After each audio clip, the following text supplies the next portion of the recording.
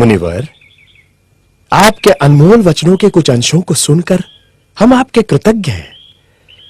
ऐसे उच्च विचार तो हमने जीवन में प्रथमतः ही सुने हैं। मुनिवर, हम दशरथ पुत्र राम हैं। अहोभाग्य हमारे, आज इस आश्रम की भूमि आपके आगमन से पावन हो गई। स्वयं प्रजापालक ही हमारे आतिथ्य में आए हैं। मुनिश्रेष्ठ, आप जैसे महान ज्ञानी ऋषियों के कारण ही हमारे राज्य की भूमि पावन है, किंतु आज तक आप जैसे सद्गुरु से हमारा परिचय कैसे नहीं हुआ? मुनिवर, क्या मैं पूछने की धृष्टता कर सकता हूं कि आप किस गोत्र और कुल से संबंधित हैं? अतिथि, मैं शंभुक, मैं शूद्र कुल से हूं। भ्रष्ट कर दिया शूद्र ने, पानी पिलाकर अपवित्र कर दिया हमें। छी छी, अब शरीर शुद्धि के लिए गौमूत्र छिड़कना होगा। ज्ञान की ऊंचाई पर एक नीच शूद्र? हमारा हृदय इसे स्वीकार नहीं करता। किंतु ये सत्य है राजा राम, मैं शूद्र हूं। ज्ञान की गंगा का स्पर्श मात्र ही जिनके लिए वर्जित है, उनके पास ज्ञान का भंडार असंभव। तभी तो राम राज्य में अराजकता फैली है। राम, क्या आपको ज्ञात है कि धर्मानुसार आपका अपराध जघन्य है? मेरा अपराध? क्या शूद्र का ज्ञान प्राप्त करना अपराध है? हाँ, अपराध है, जिसके कारण हमारे राज्य में एक ब्राह्मण पुत्र की अल्पायु में मृत्यु हो गई। हे कर्तव्यनिष्ठ राम, बड़े ही दुख के साथ मुझे कहना पड़ रहा है कि निष्कारण ही आप मुझे ब्राह्मण पुत्र की मृत्यु का दोषी ठहरा रहे हैं, जिस घटना से मेरा कोई संबंध नहीं, उसका मुझ पर।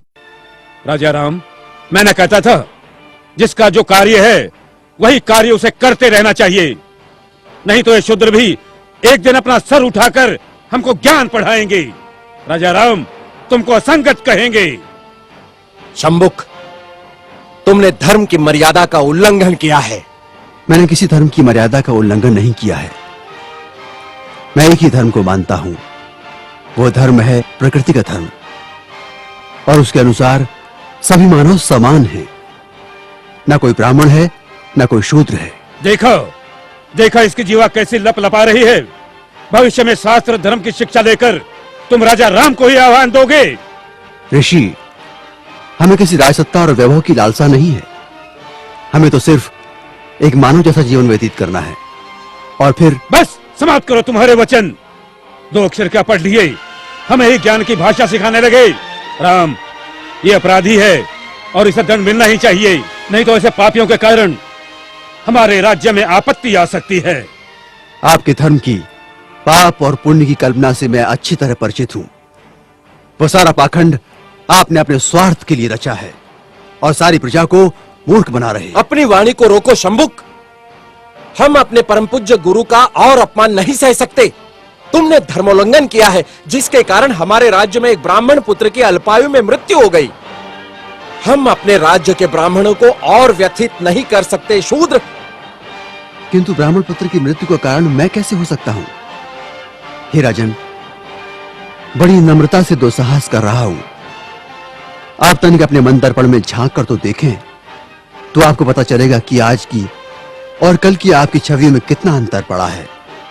हे मर्यादा पुरुषोत्तम, राजा के अहंकार को कुछ क्षण के लिए त्याग कर तो देखो।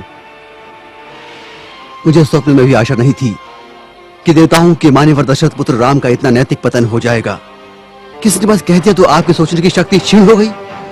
राजदंड की आड़ में ऋषि का वध करने के लिए उद्युक्त हो गए। दोषी मैं नहीं राजा राम, अपितु ब्राह्मण पुत्र की मृत्यु के लिए दोषी आप हैं। अपनी विष उगलती जिह्वा को रोको शंभुक। मुझे भयभीत करने की चेष्टा न करो राम। जब जब किसी शूद्र ने परंपरागत सामाजिक दास्तां की बेड़ियां तोड़ने की चेष्टा की, तब तब धर्मांधों ने उसकी हत्या कर दी। मुझे मृत्यु का भय नहीं राम।